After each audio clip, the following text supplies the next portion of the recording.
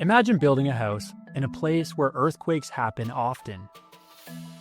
The ground might shake back and forth, buildings might sway, and if the structure isn't strong enough, it could collapse. So how do engineers make sure buildings stay standing and keep the people inside safe? That's where disaster-proof design comes in.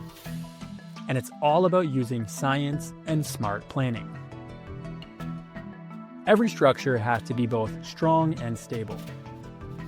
Strength means it can hold weight without breaking. Stability means it won't fall over when something tries to knock it down. In engineering, any force that pushes or pulls on a structure is called a load. Buildings are designed to handle loads, like people walking, furniture sitting on floors, wind pushing on walls, or ground shaking during an earthquake. Let's focus on earthquakes. When the earth moves, the load on a building suddenly changes. The structure needs to absorb the shaking and keep its shape. One way to do this is by using a wide base, like the bottom of a pyramid. A wider base helps the structure stay balanced and harder to tip over. Engineers also choose strong but flexible materials, like steel, that can bend slightly without breaking. Some tall buildings have shock absorbers or dampers inside, like giant springs or hanging pendulums that move in the opposite direction of the quake to cancel out the shaking. Another important part of design is understanding tension and compression. Tension is a force that pulls materials apart. Imagine stretching an elastic band. Compression is a force that pushes things together, like when you squeeze a sponge. Good structures use shapes that can handle both. Triangles are especially useful because they don't easily change shape under pressure. Arches and cross bracing are also used to make buildings stronger.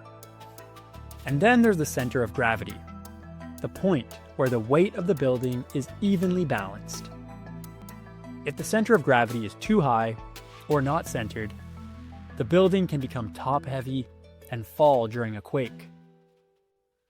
Engineers carefully place heavy parts near the bottom and design the shape so it stays balanced during movement. Designing for disasters takes planning, testing, and using science to protect people's lives. It's not just about making something look cool, it's about making sure it stands up to whatever nature throws at it. And now it's your turn to be the engineer. Here's your writing challenge.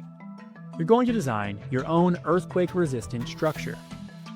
Start by drawing and labeling your design.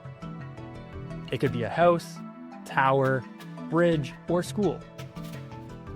Think about what materials it uses, what shape it is, and how it keeps people safe.